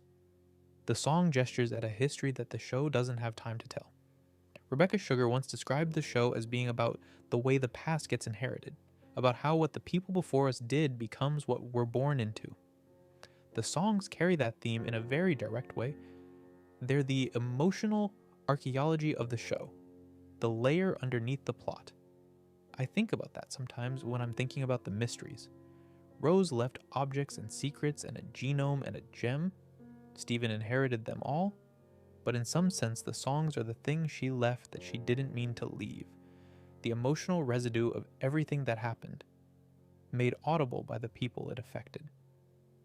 Pearl's grief, Garnet's integration, Steven's loneliness, and his hope. All of it sitting in the music, unresolved, waiting to be heard. There's a whole category of Steven universe lore that gets overlooked in the discussions of the show's bigger mysteries, which is everything happening in Beach City itself, the actual town, the humans. Beach City is a small coastal settlement, the kind that exists in pockets along the American eastern seaboard, a boardwalk, a few local businesses, a lighthouse, a relatively stable population of people who mostly know each other. It has a fry shop called Fish Stew Pizza, run by the Fryman family. It has a big donut, where Lars and Sadie work. It has a mechanic, a farmer, an art dealer, a diner. It has the kind of slightly faded seaside resort quality that suggests it was probably more economically active a few decades ago. And attached to it, since before any of the current residents were born, is a magical alien temple where 3 ancient interdimensional warriors live and store corrupted gem monsters in their basement. The relationship between the crystal gems and Beach City is one of the show's quieter running threads, and it raises questions the show handles mostly by leaving them in the background. How much do the people of Beach City actually know? What do they think is going on? How has living adjacent to a magical alien conflict for generations shaped the town? The most explicit acknowledgement of the gem's presence in the town's consciousness comes through Ronaldo Fryman, the conspiracy theorist son of the fry shop owner, who runs a blog called Keep Beach City Weird and has been cataloging evidence of paranormal activity in the area for years. Ronaldo is the show's comic relief in certain respects, but he's also accidentally correct about an enormous amount. He knows there are strange beings living near the beach. He knows things happen in Beach City that don't happen elsewhere. He has evidence. He just doesn't have the right framework to interpret it. There's something both funny and poignant about Ronaldo. He's right, and nobody tells him he's right. And the show never quite decides whether that's because the truth would be too much for him, or because nobody thinks he deserves to know. Both of those are possible, and neither is entirely flattering to the Crystal Gems' relationship with the town they claim to protect. The Frymans generally are an interesting case study in the show's treatment of human awareness. Mr. Fryman, the father, clearly knows something is different about his son's friend Steven and the women Steven lives with. He's lived his whole life in Beach City. He's watched his son film strange lights over the beach. He serves pizza to a group of beings who presumably don't eat, and he never mentions it. Whether he's decided not to ask or genuinely doesn't notice, the show doesn't say. Mayor Dewey, who runs the town for much of the series, is clearly aware that the crystal gems exist and exerts a sort of polite pretense around the subject of what exactly they are.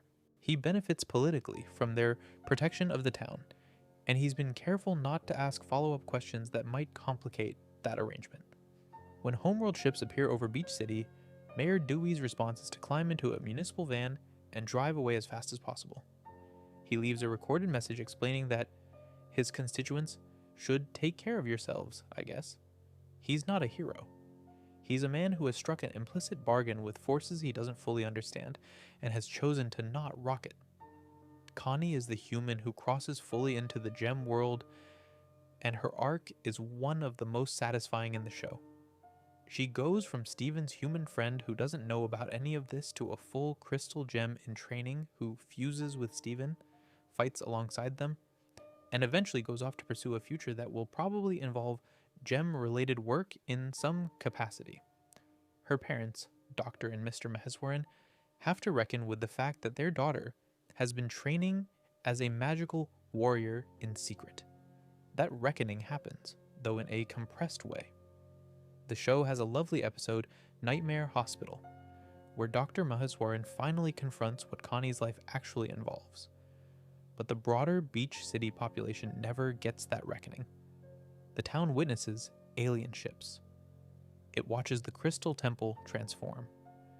It occasionally sees fusion beings the size of buildings walking around, and it just carries on.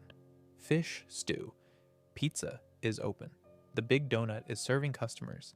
The artist at her gallery is painting things. There's a reasonable reading of this as one of the show's gentle jokes, a riff on the way people in everyday fiction tend to normalize extraordinary circumstances out of a kind of psychological self-preservation. But there's also a reading where Beach City's amnesia mirrors, in a smaller key, the larger questions the show raises about what communities do with things they can't fully process. Steven's hometown has been adjacent to an alien war, and the remains of that war and the ongoing management of its consequences, for as long as anyone alive can remember. And the town didn't turn into a paranoid military compound or an alien tourism destination. It just became a slightly unusual seaside town where the pizza place has been there for decades and the mechanic knows everybody's name. The show's ending doesn't answer what happens to Beach City after Steven leaves. The crystal gems are still there. Bismuth has set up a forge. Peridot is living in a barn that might, or might not, still exist. Lapis is somewhere doing something. The town presumably still has a boardwalk and a fry shop and a mayor of some description. What does it look like a generation from now? Do the children who grew up watching fusion battles from their windows grow up to be different kinds of people? Does Beach City become a point of contact between the human world and the changed gem world? As the Diamond Authority starts to understand that they might want to learn about organic life rather than simply exploit or ignore it? Or does it just go on being a slightly unusual seaside town with a magical temple at one end of the beach and a perfectly ordinary looking lighthouse at the other? The show leaves this the same way it leaves most things, gently open. The town is there. It was built to last. Whatever comes next, the boardwalk will probably still be there when it arrives. One of the most quietly consistent threads across all 9 mysteries is the role of silence. Not dramatic silence, not deliberate concealment, necessarily, just the ordinary way that people, and apparently alien mineral beings too, struggle to say the things that most need saying. Pearl's compelled silence about Pink Diamond is the most explicit version of this in the show because it was literally commanded. But look at the other versions. Garnet carries the knowledge of her own origin as a fusion, something that cost people dearly to protect, and simply doesn't mention it for the first 2 seasons. It's not forbidden. It's just not said. Some things take time to be ready to say. When she finally tells Steven, it's one of the series' most significant moments of trust, specifically because nothing external required her to say it then. She just decided she was ready. Amethyst makes jokes about things. That's her version of silence. Loud, physical, quick to deflect with humor. The show implies that emerging centuries after the war ended, alone and with no context, was a genuinely formative kind of loneliness. She doesn't talk about it in depth. The silence around it is ambient rather than commanded. And then, there's what the characters don't know to say. Steven doesn't know what questions to ask for most of the series, because he doesn't have enough information to know what information he's missing. When he discovers Pearl's compelled silence, he's not just learning a secret. He's learning that the shape of what he didn't know was larger than he'd understood. The gaps were gaps by design. This is what connects the 9 mysteries more than anything else. Not cosmic lore, not unanswered plot questions, but the ordinary accumulation of things that weren't said for every possible reason. The chest is a silence. Lion's death is a silence. The missing years are a silence. Even Bismuth's sealed years in a bubble are a kind of silence, a removal from the conversation by the person who had the most power in it. And the task the show sets Steven underneath all the fighting and the fusions and the kindergartens is simple. Find a way to say the thing. Not everything. Not all at once. Just begin. I've been talking for quite a long time now, and I want to make sure I mention Jasper before we close, because she's one of the show's most interesting, incomplete threads, and she doesn't fit neatly into any of the 9 main mysteries we went through. Jasper is a homeworld soldier, a quartz. Specifically, she's from the Earth kindergarten. She was grown on Earth during Pink Diamond's colonization, which makes her, in some technical sense, an Earth gem like Amethyst. She was the last gem grown in the Beta kindergarten, under conditions that were rushing to produce soldiers for a war that was already underway. She came out larger and more powerful than standard quartz specifications as a result, though the Beta kindergarten's relative shallowness compared to the Prime kindergarten is something she privately considers a defect. Jasper spends most of the show's 3rd and 4th season as an antagonist. She captures some of the crystal gems. She corrupts herself through a fusion with a corrupted gem, something that was explicitly inadvisable, and that she pursued out of a kind of grief and fury that the show is careful to not quite explain, leaving you to piece it together from context. She ends up corrupted herself. She's healed in the finale. And then the last shot of the main series after the healing shows her beside Amethyst. Both of them Quartzes from Earth's kindergartens, both of them born from the same planet. Jasper was the enemy for most of the show's run. She's standing beside Amethyst in the last frame, and the show ends and we never find out what Jasper does next. There's a potential arc there that the show didn't have time for. Not a redemption arc, exactly. Jasper doesn't seem to have much interest in redemption, in the sense of adopting the crystal gem's values and becoming warm and community-minded. But something.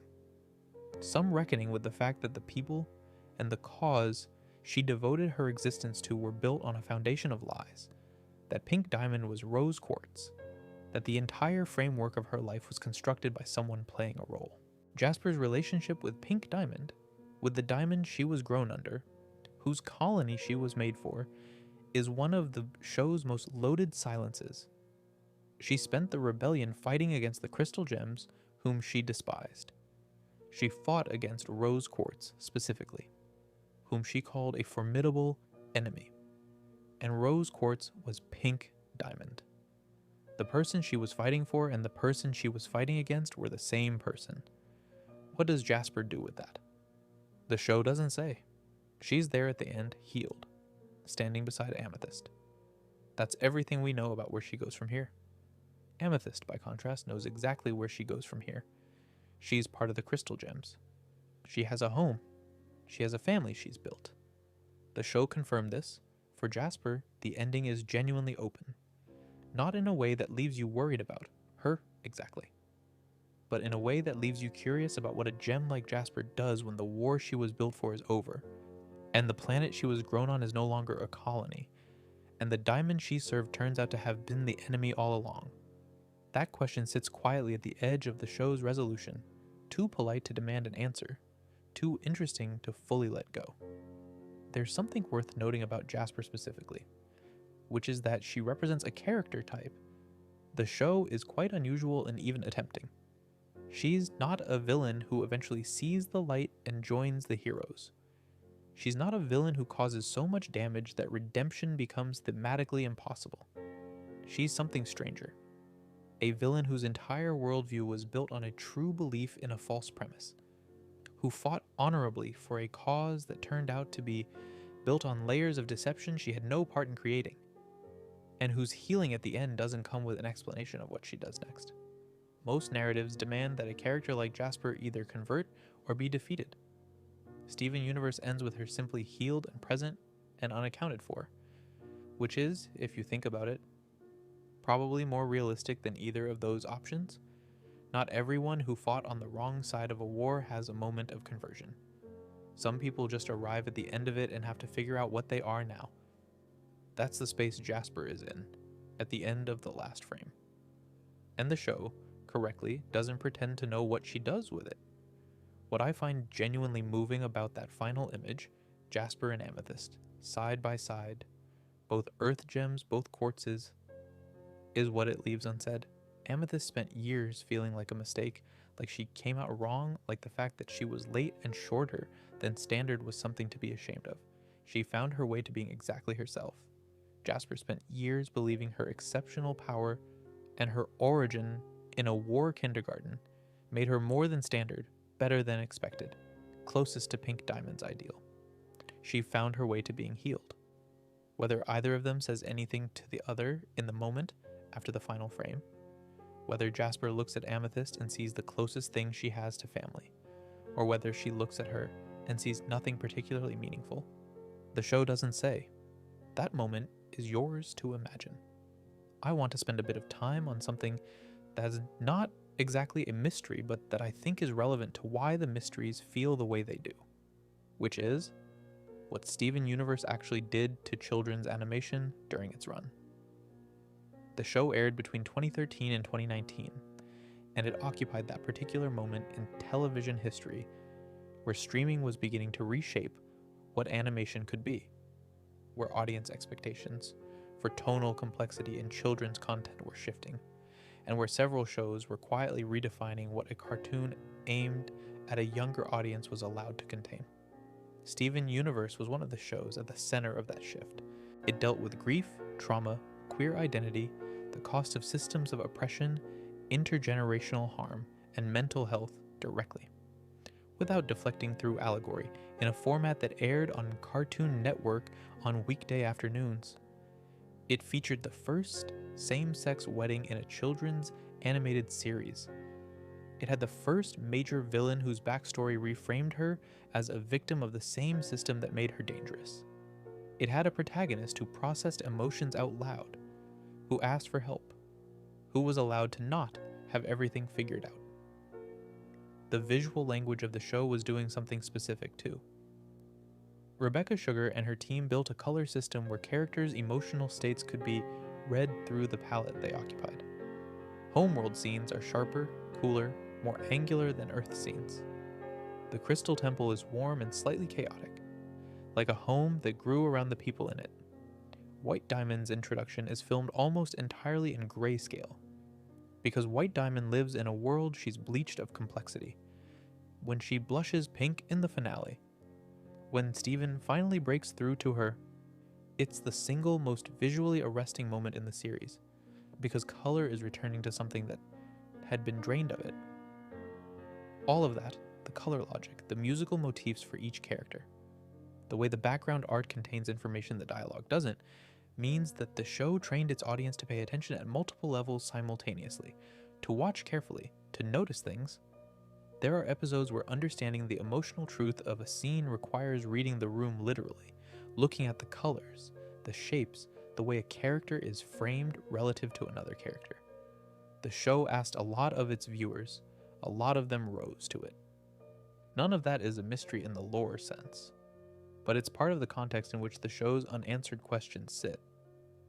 When the show doesn't answer whether Pearl ever called that phone number, or what Rose was keeping in the chest, or where the diamonds came from, those silences carry more weight because the show has trained you to take things seriously. It's not a show that leaves things open because it doesn't care about them. It leaves things open carefully. The open spaces are real spaces, real gaps in the story, real questions without answers. They sit differently because of the world they're embedded in. The show also did something interesting with its pacing. It aired in an era before Cartoon Network had fully committed to a streaming model, which meant episodes came out in irregular bursts, sometimes a run of new episodes every weekday for weeks at a time, sometimes long gaps with nothing new for months. The fan community that built up around the show during those gaps became genuinely sophisticated at reading between the lines, color palettes, background details, music motifs that reappeared in different contexts. The community caught things in the show's visual language that the show's creators later confirmed were intentional. Things the writers had put in 3 seasons earlier that didn't pay off until much later. A Single Pale Rose, the episode that reveals Rose Quartz was Pink Diamond, aired in May 2018. The fan community had been discussing the possibility for years by that point. Some people had substantial evidence-based arguments for it, constructed from small details across multiple seasons. When the reveal landed, it landed into a conversation that had been happening for a very long time, among a community that had been paying attention to every frame. That relationship between the show and its audience is part of what makes the unresolved questions feel significant. The audience was trained to pay attention. Every background detail was potentially meaningful. Every color choice was potentially a clue. And so, the questions the show left open have been sitting with a very attentive group of people for quite a few years now. They've been turned over and examined from every angle, and they're still open. Which means that either the show genuinely didn't have answers to all of them, which is fine, that's honest, or the answers are in the show somewhere and people haven't found them yet. I think it's mostly the first one, but I can't be completely certain. And that uncertainty is itself very Steven Universe. Alright, we've been at this for a while now. 9 mysteries, a few extra threads, a bit on the music. Let's come down gently. What all of these mysteries have in common, if you hold them together and look at the shape of them, is that they're about what gets left behind, the chest nobody opens, the lion nobody explains, the years in a garden with forget-me-nots, the gem who asked a real question and got sealed in a bubble for 5 millennia, the empty space in the timeline where all of that lived experience should be. The ruler of everything whose origin is undefined. The boy who carries his dead mother's gem and has to figure out what that means. The ledger of a woman who meant well and caused harm and isn't there to account for any of it. Steven Universe is a show about inheritance, about what the people before us left and what we do with it, and how much of it we can actually carry, and when it's okay to put some of it down and walk away. The show eventually decides, through Steven, that the answer to what do I do with all of this is, you acknowledge it, you feel it, you let the people who love you help you carry it, and then you go. You take what's yours and you leave the rest somewhere safe and you drive away in a van towards something you haven't defined yet. That's the ending. And it's right. It doesn't answer the mysteries. It doesn't need to. The chest in Lion's dimension is still there, probably. Lion is still on the coast of Beach City, presumably, aging very slowly, keeping whatever he's keeping. The cluster is still in the Earth's core, in its bubble, at peace. Bismuth is still asking questions that don't have clean answers. Spinel is on Homeworld, finding something that resembles what she always wanted. Pearl's phone has a number in it. The off-colors landed somewhere. The zoo exists on a moon. And White Diamond, somewhere in her ship, is letting other gems into her body so they can find themselves. In a reversal of everything she used to be. And Steven is on a road somewhere, with Connie going wherever he's going next. Rebecca Sugar built a show with genuine mysteries in it. Not mysteries in the sense of puzzle boxes with solutions hidden at the back of the book, but mysteries in the sense of real unanswered questions about people and history and the cost of things and what we owe each other. The kind that sit with you because they don't resolve, because they reflect the way actual things don't resolve, because the people who could answer them aren't always available to do so. If you're still awake, I'm genuinely impressed. If you're somewhere between awake and asleep, which is probably the right place to be, for a video about a show that specializes in making you feel things gently and then leaving you with them, that's exactly where Steven Universe tends to want you. In the soft, uncertain space between knowing and not knowing, between what's been revealed and what's still in the chest, between the is it on at the start of the tape and the silence at the end of it. The show is still there, whenever you want to go back to it. 5 seasons, a film, a limited series, hundreds of episodes, more songs than you've probably counted, more background details than anyone has fully cataloged, more threads than it resolved, and underlying all of it, the same gentle insistence that the people you love are complicated and that's fine, that the past is real but the future is open, that the chest exists and we don't know what's in it and somehow that's okay. The show is still there, and so is Beach City, and so is the Crystal Temple, and the ocean, and the boardwalk, and Lion on the front steps. Good night. The show is still there whenever you want to go back to it. Beach City is always on the coast somewhere.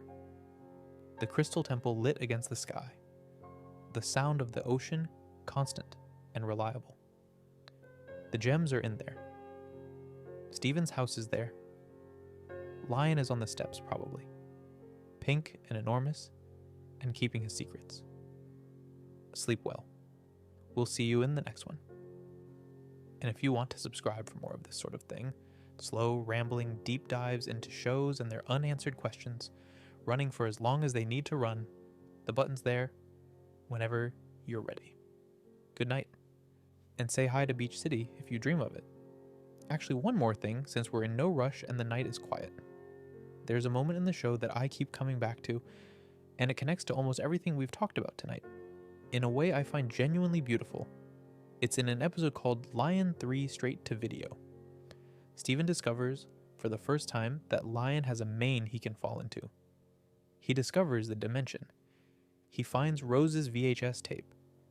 He watches it at the Big Donut, with Lars and Sadie on a borrowed VHS player in the middle of the afternoon. The tape opens with Rose trying to figure out how the camera works. She keeps talking to Pearl, who's presumably operating it. She says, "Is it on?" a few times. She sounds, in those first few seconds, entirely human, flustered, present, real. And then she figures it out, and she looks into the camera and she says, hello, I am Practicing for making a message to leave for you, Stephen. Practicing. She's practicing. She doesn't know how to do this. She doesn't know what to say to a person she's never met and never will meet. She's figured out that she needs to leave him something, but she hasn't figured out what the right something is. So she practices, and she gets the camera on, and she records something imperfect and incomplete and full of love. And then presumably she stops the tape and there's nothing left after it. What I love about that moment is what it does to everything else in the show. All the mystery of Rose Quartz, the secrets, Pearl's compelled silence, the bismuth, the chest, all of it. And then here she is, pointing a camera at herself in what looks like an ancient forest somewhere on Earth saying, "Is it on?" She's just a person trying to figure out how to say goodbye to someone she hasn't met yet. She doesn't get it perfectly right. She couldn't have, but she tried. And the trying is there in the tape, visible, in those first few seconds of her working out how the camera functions. That's the thing about mysteries. They're not usually hiding something terrible or something profound or something that would change everything if you knew it. Usually they're hiding someone trying to do something difficult and not quite managing it and leaving behind the attempt. The chest in the dimension, the key that was the wrong size, the forget-me-nots in the abandoned garden, the words "I'm sorry" without a list of what for. All of that is just Rose, in a forest, pointing a camera at herself, saying, "Is it on?" It was on, and we're still watching. That's what the show made. Not just the plots and the lore and the mysteries we've been through tonight. It made a world that feels like it continues past the edges of what was shown. A world where things happened before the story started and will keep happening after it ends. Where Rose pointed a camera at herself in an ancient forest and said, "Is it on?" And Pearl said yes, probably. And Rose took a breath and decided to try to say something real to a person she'd never meet. She didn't fully manage it, but the attempt is there in the tape. It's been there since the 3rd episode of season 1, and it'll be there whenever you go back and watch it. And in that small moment, a woman learning how a camera works, practicing for a message, trying to get it right, is more of the show's actual emotional truth than most of its bigger reveals. The mysteries are the context, the attempting, the imperfect trying, the "is it on?" That's the point. Sleep well, the mysteries will keep. They always do. Good night.